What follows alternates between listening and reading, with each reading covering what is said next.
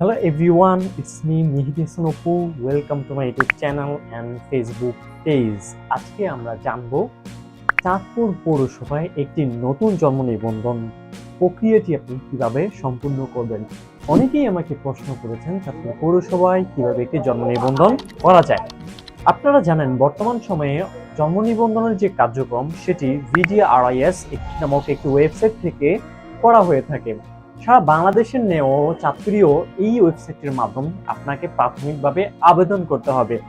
আবেদন করার পূর্বে অবশ্যই আপনাকে এই বিষয়টুকু নিশ্চিত হতে হবে যে আপনি আগে কখনো চাঁদপুর পৌরসভা শুধু নয় পুরো বাংলাদেশের কোথাও আপনার একই নামে বানান এবং স্পেলিং সহকারে এবং বাবার নাম, মায়ের নাম, জন্ম তারিখ এই তথ্যগুলো দিয়ে আগে কখনোই আপনি কোথাও জন্ম নিবন্ধন করেন নাই অথবা আপনার অজান্তে কেউ কোথাও করে রাখে নাই।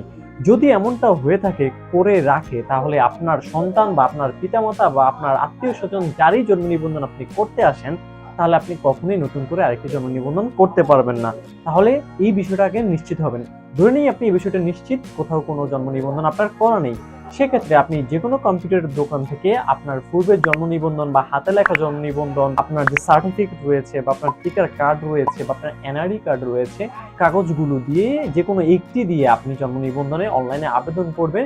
সেক্ষেত্রে আরেকটা ডকুমেন্টস আপনাকে দিতে হবে, সেটা হলো হোল্ডিং ট্যাক্সের কাগজ।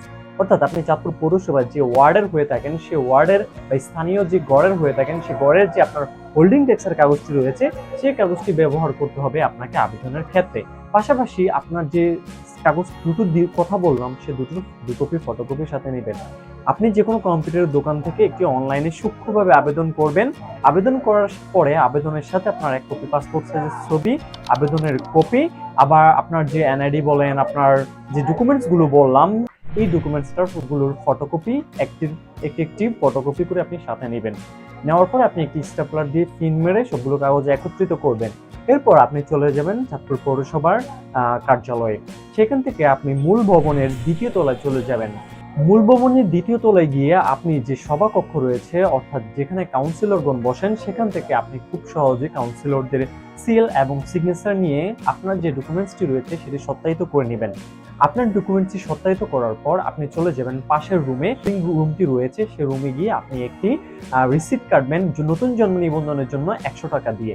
আপনি রিসিপ্টটি কেটে আপনি এটার একটি ফটোকপি করে পাশে যে যারা বসে থাকবেন তাদের কাছে আপনি জন্ম নিবন্ধনটি জমা দিয়ে আসবেন।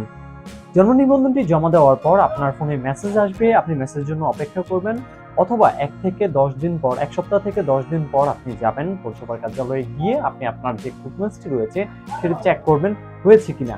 যদি হয়ে থাকে তাহলে আপনি আপনার ডকুমেন্টসটাতে পৌরসভা কার্যালয়ে যে সিল সিগনেচার রয়েছে এবং যে রেজিস্ট্রার এবং যিনি লিপিবদ্ধ করেছেন ওনাদের সিল সিগনেচার আছে কিনা এই বিষয়টি নিশ্চিত হয়ে আপনার ডকুমেন্টসটা বুঝে নেবেন।